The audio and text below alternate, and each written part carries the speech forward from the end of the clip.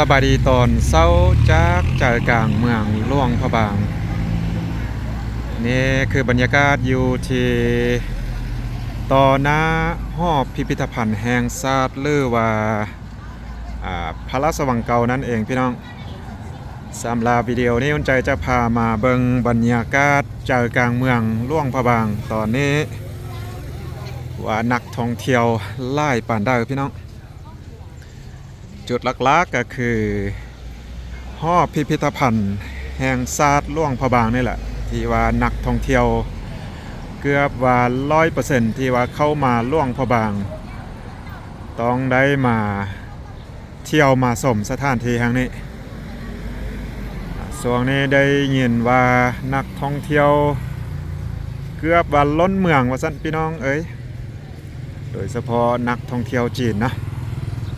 เดี๋ยวจะพาเบิ่งบรรยากาศเขตนี้นำกันวัดป่าฮวกวัดป่าฮวกก็อยู่กงกันข้ามกับหอพิพิธภัณฑ์เลย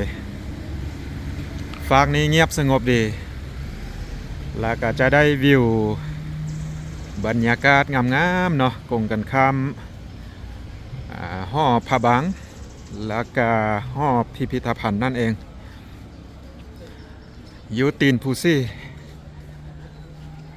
ตอนนี้ถือว่าเห็นนักท่องเที่ยวกำลังลังไล่กันเข้าไปที่หอพิพิธภัณฑ์แล้วก็มีส่วนหนึ่งน่าจะขึ้นพูซี่นะก็ถือว่าไล่พี่น้องยอมรับว่านักท่องเที่ยวไล่แต่ว่าตามสังเกตเบิ่งแล้วเกือบว่า70-80% เป็นนักท่องเที่ยวจีนเนาะพี่น้อง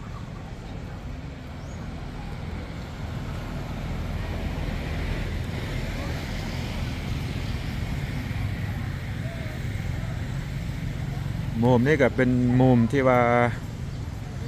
มาถ่ายรูปนะสวยงามเลยแหละถ่ายรูปจะได้ภาพพื้นหลังเป็นหอพระบางงามเลยถือว่าเป็นจุดที่ว่านักท่องเที่ยวขึ้นไปพูซี่แล้วก็ลงมาถ่ายรูปกันอยู่นี่นะ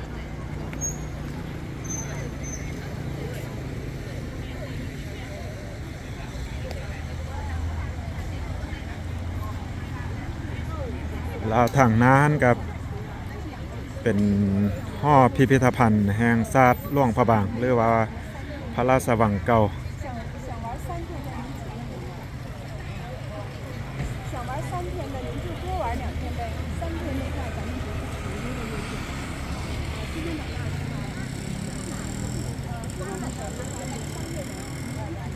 เส้นทางสี่สว่างวงนะทางเส้นนี้คึกคืนตลอดพี่น้อง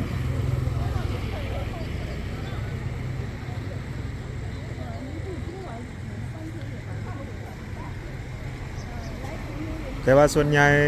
ลักๆนักท่องเที่ยวจีนมาเที่ยวตอนนี้ก็คือพระราชวังเก่านี่หรือว่าหอพิพิธภัณฑ์แห่งชาติแห่งนี้แล้วก็วัดเสียงทอง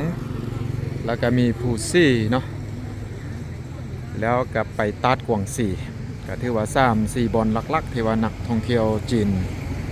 ไปไล่ที่สุดคือทำติงซิกับบอสู้เห็นไปแล้วตอนแรงๆช่วงตะเวนตกดินก็จะมี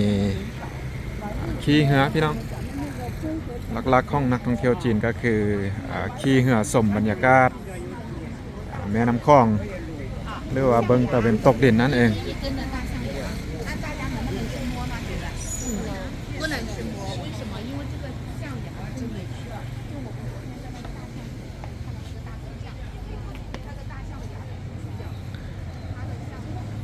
ตอนนี้ก็ประมาณ9 โมงปลายอาจจะบ่แน่นปานได้เถอะปกติแล้วจะไล่กว่านี้พี่น้องตอนนี้อุ่นใจมายืนอยู่อีกมุมหนึ่งก็อยู่เขตตีนพูซี่นี่แหละพี่น้องลองเบิ่งไปฝากนี่เบิ่งงามบ่พี่น้องเอ้ยถือว่าได้อีกฟิวนึงเนาะอยู่ฝั่งนี้ งามเส้นกันเนาะเบิ่งแจได้มุมได้ก็งามนครหลวงพระบางตามความรู้สึกของอุ่นใจเนาะปีนี้ก็คือนักท่องเที่ยวจีนนี้เพิ่มขึ้นมาหลายพอสมควรแล้วนักท่องเที่ยวชาวตะวันตกหรือว่าจะว่าฝรั่งนั่นแหละพี่น้องมายุโรปเนาะจะตกเนาะพี่น้องจำนวนนักท่องเที่ยวมาแต่ยุโรปนี่ตกเพราะว่าอุ่นใจก็อยู่ในวงการท่องเที่ยวนี่แหละรู้สึกว่าตกนักท่องเที่ยวจีนเข้ามาเพิ่มขึ้นอาจจะมีแนวโน้มจะเพิ่มขึ้นเรื่อยๆเพราะว่ารถไฟนะส่วนใหญ่ก็จะมานำรถไฟ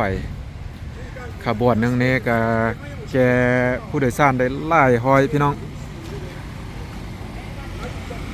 แล้วอีกอย่างเดี๋ยวนี้เห็นธุรกิจต่างๆเนาะที่ว่าเป็นเจ้าของโดยคนจีนนะเพราะว่าจะเป็นร้านอาหารโรงแรมธุรกิจการท่องเที่ยวอยู่ที่นครหลวงพระบางนี่กำลังเริ่มขึ้นเป้าหมายในอนาคตนี้น่าจะมาเพิ่มขึ้นไล่แน่นอนเนาะ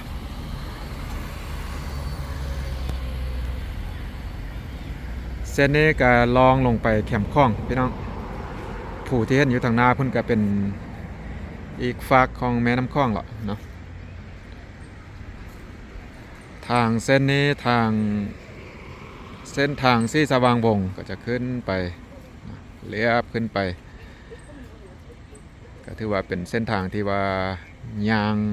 สมตัวเมืองหลวงพระบางแบบงามๆเลยเนาะรู้สึกว่าตอนนี้นักท่องเที่ยวลังไล่กันเข้ามาเพิ่มเรื่อยๆอยู่ที่หอพิพิธภัณฑ์แห่งชาติแห่งนี้เพราะว่าเพิ่นเปิดเริ่ม8 โมงเช้าพี่น้องแล้วหลังจากนั้นประมาณ11 โมงนี้น่าจะปิดเนาะเสาค่ายปีเนาะแล้ว11 โมงครึ่งนี้น่าจะปิดละแล้วประมาณ1 โมงครึ่งพุ่นจึงเปิดคืนใหม่ฮอดประมาณ3 โมงครึ่งก็เสาค่ายปีละฉะนั้นนักท่องเที่ยวในแต่ละเช้าในแต่ละวันนี้ก็จะมาเริ่มทัวร์อยู่จุดนี้เลย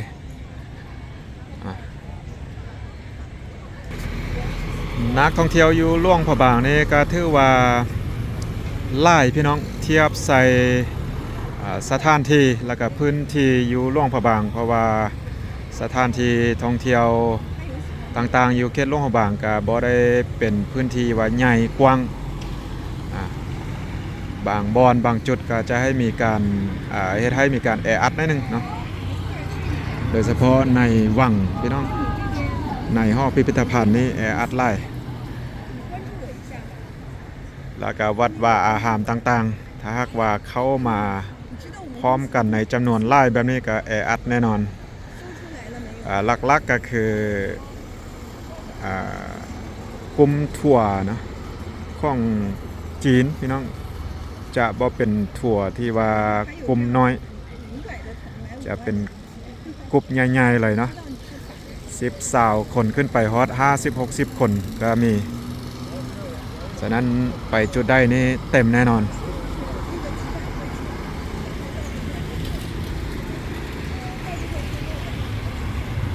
เดี๋ยว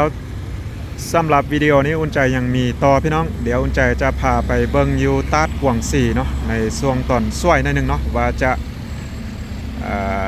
ไล่อยู่บ่อยู่ตาดกวางซีอยู่ในเมืองหลวงพระบางตอนนี้อยู่จุดนี้ก็ถือว่าไล่เนาะอาจจะยังบ่มาเมื่อเถอะอันนี้ก็ยังขึ้นไปภูซี่เนาะทางนี้พี่น้องโอเคพี่น้องบรรยากาศอยู่ใจกลางเมืองหลวงพระบางหรือว่านครหลวงพระบางก็สิประมาณนี้เนาะเดี๋ยวออกจากนี้ตัดภาพไปที่ตาดกวางซีนำกันเลยสนใจจะพาไปเบิ่งบรรยากาศอยู่ตาดกวางซีว่าจะเป็นจังไดพี่น้องนักท่องเที่ยวไล่ซ้ำได้นะ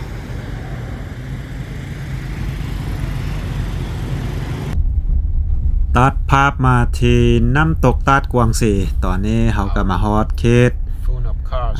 จอดรถแล้วพี่น้องสังเกตเบิ่งแต่รถล้นออกมาทางนอกนี่ไล่แน่นอนนะคนป้าเท่าพี่น้องรถตู้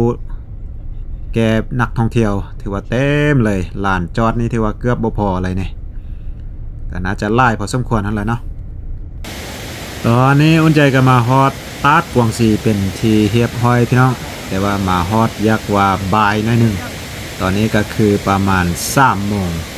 บ่าย3 โมงนักท่องเที่ยวยังเต็มอยู่แต่ว่าตอนมาหันส่วนทางกับรถกำลังกลับนะนักท่องเที่ยวกำลังกลับไปล่วงพระบางกันหลายพอสมควรคันถ้าหากว่ามาช่วงระหว่างประมาณ10-11 โมง2-3 โมงนี่น่าจะเต็มจุดนี้ก็ถือว่าเป็นจุดไฮไลท์อีกจุดหนึ่งของน้ำตกตาดกวางสีออกจากนี้ไปก็บ่ได้ไกลจากจุดที่ว่าน้ำตกสูงสุดนั่นแหละเนาะเป็นจุดใหญ่ที่สุดอยู่ทางหน้าพุ่นตอนนี้สังเกตเห็นว่านักท่องเที่ยวนี่กำลังกลับเนาะโดยส่วนใหญ่กำลังกลับเพราะว่าก็ยักว่าแรงแดดนิดนึงแล้วอากาศเย็นพี่น้องมาเบิ่งจุดใหญ่ๆเลยพี่น้องจุดสุดท้ายเนาะก็ถือว่าจุด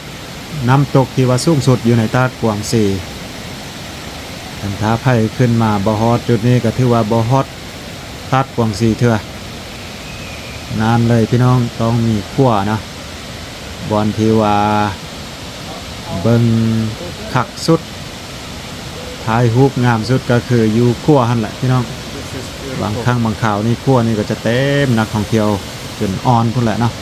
แต่ว่าตอนนี้ก็อยากห่างหน่อยหนึ่งเนาะห่างหน่อยหนึ่งนักท่องเที่ยวนี่ก็น่าจะกลับไล่เติบละมายามได้ก็งามยามนั้นพี่น้องน้ำตกตาดกวางสีช่วงนี้น้ำก็ยังไล่อยู่ถ้าหากว่าเติมจาก2-3 เดือนข้างหน้านี่น้ำอาจจะน้อยลงอาจจะบ่ได้งามขนาดนี้พี่น้องมาช่วงนี้ถือว่างามสุดละถ้าหากว่าบ่อยากให้มีนักท่องเที่ยวไล่ๆตอนต้องได้มาตอนเช้าเนาะพี่น้องมาเช้าๆเลยแล้วก็มาแรงหน่อยนึงเนาะมาตกอยู่ในตาดกวางสีนี่ประมาณ4 โมงเนาะระหว่าง4 โมงปลายนี่ได้อยู่สรุปรวมแล้วนักท่องเที่ยวอยู่ที่ล่วงพระบางตอนนี้ก็บ่ถึงกับว่าล้นเมืองเถื่อพี่น้องต่างแต่ว่านักท่องเที่ยวจีนจะเป็นแต่กลุ่มใหญ่ๆแล้วก็ไปบ่ได้ก็จะไปพร้อมกันหลายคนบ่เดียวก็เลยเฮ็ดให้มีความแออัดได้หน่อยนึงเนาะเนื่องจากว่าสถานที่ท่องเที่ยวต่างๆก็บ่ได้ใหญ่บ่ได้กว้างก็คืออุ่นใจได้เว้าไปก่อนหน้าเนาะอยู่ในต้นคลิปว่านักท่องเที่ยวชาวยุโรปหรือว่าชาวตะวันตกเนาะปีนี้รู้สึกว่าน้อยลงแล้วก็จำนวนอาจจะลดลงเทียบใส่ปีกายแล้วนักท่องเที่ยวจีนนี่เพิ่มขึ้นแน่นอนนะพี่น้องมีแนวโน้มจะเพิ่มขึ้นไปเรื่อยๆแต่ว่าส่วนใหญ่นักท่องเที่ยวจีนนี่ก็จะเที่ยวอยู่หลวงพระบางวังเวียงแล้วก็นครหลวงเวียงจันทน์พี่น้องเนี่ยอีกหลายๆบอนที่ว่ายังบ่มีนักท่องเที่ยวจีนไปเถอะเนาะโอเคพี่น้องก็สิประมาณนี้สำหรับคลิปนี้ก็สิขอลาทานผู้ชมไปซ้ำนี้เจอกันคลิปต่อไปพี่น้องสบายดี